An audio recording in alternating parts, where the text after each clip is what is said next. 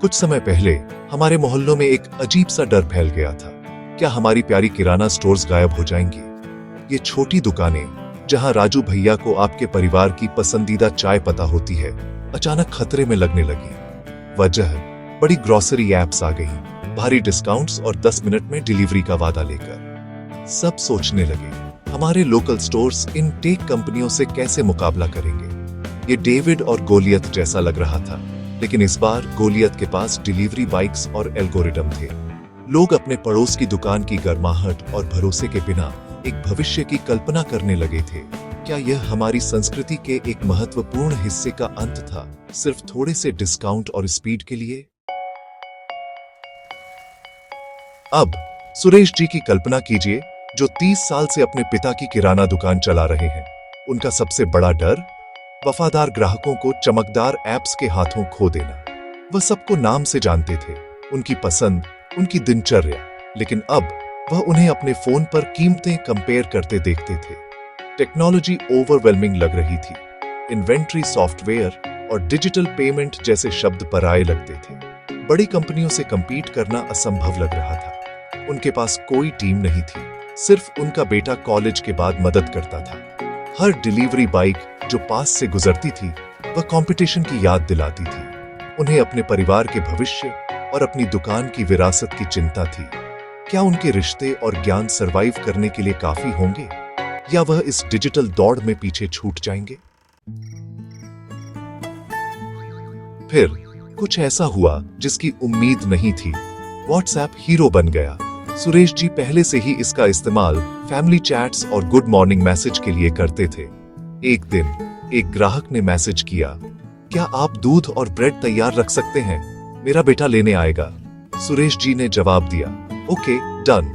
Simple, effective और जाना पहचाना। जल्दी ही और ग्राहक व्हाट्सएप पर अपनी ग्रोसरी लिस्ट भेजने लगे। कोई नया ऐप नहीं, कोई ट्रेनिंग नहीं, बस एक चैट।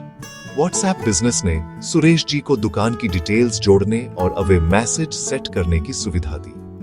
अचानक उनकी दुकान की एक डिजिटल पहचान बन गई, लेकिन कोर वही रहा, एक simple personal chat.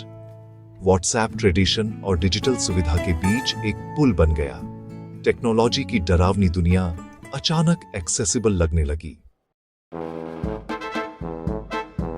Grocery shopping आसान हो गई। काम पर हैं और याद आया कि चावल चाहिए, बस सुरेश जी को व्हाट्सएप करें, कृपया 5 किलो बासमती चावल और 2 किलो अरहर दाल भेज दें। वह ऑर्डर पैक करते, टोटल के साथ जवाब देते और डिलीवरी अरेंज करते, सब चैट के जरिए। अब कोई शोर वाली फोन कॉल या भूली हुई लिस्ट नहीं। ग्राहक कभी भी कहीं भी ऑर्डर कर सकते थे, बिना कोई नया ऐप डाउनलोड किए। सुरेश जी ने ऑर्डर्स को कुशलता से मैनेज किया, सब कुछ ऑर्गेनाइज्ड रखा। पेमेंट आसान था, मंथली टैब में जोड़ो, कैश दो या व्हाट्सएप पर भेजे गए यूपीआई क्यूआर कोड को स्कैन करो। पूरी प्रक्रिया ऑर्डर से लेकर डिलीवरी तक स्मूथ, पर्सनल और कन्वीनियंसजनक थी। यह मॉडर्न सुविधा और पुराने भरोसे का सही मिश्रण था। व्हाट्सएप की खूबसूरती, कोई नया ऐप नहीं, कोई नया सिरदर्द नहीं। ग्राहक इसे पहले से ही रोज इस्तेमाल करते थे, किसी और डाउनलोड या पासवर्ड की जरूरत नहीं। उनका फोन नंबर उनकी पहचान था, दुकानदार उन्हें पर्सनली जानता था। इस सादगी ने टेक्नोलॉजी को एक्सेसिबल बनाया, यहां तक कि बड़े ग्राहकों के लिए भी। दुकानदारों के लिए कोई कमीशन या हिडन फीस नहीं थी, हर रुपया उनके पास ही रहता था। व्हाट्सएप ने किराना स्टोर्स को सर्विस पर कंपटीशन करने के लिए सशक्त बनाया, सिर्फ कीमत पर नहीं। यह एक ऐसा टूल था जो उनके जीवन में सहजता से फिट हो गया। बोझ नहीं, कोई जटिल सिस्टम नहीं, बस एक वास्तविक समस्या का एक सरल समाधान। टेक्नोलॉजी आखिरकार यूजर की सेवा करती थी, न कि इसके विपरीत। भारत के छोटे व्यवसायों के लिए यह क्रांतिकारी था। व्हाट्सएप ने स्पीड लाई, लेकिन असली सुपर पावर लोकल नॉलेज था। सुरेश जी जानते थे कि कौन सी लिफ्ट खराब है, किस घर में कुत्ता है और हर ग्राहक की पसंद क्या है। बड़ी ऐप्स के पास एल्गोरिदम थे, लेकिन वे इस पर्सनल टच का मुकाबला नहीं कर सकते थे। हर महीने का सामान भेज दो, सुरेश जी को समझ आता था।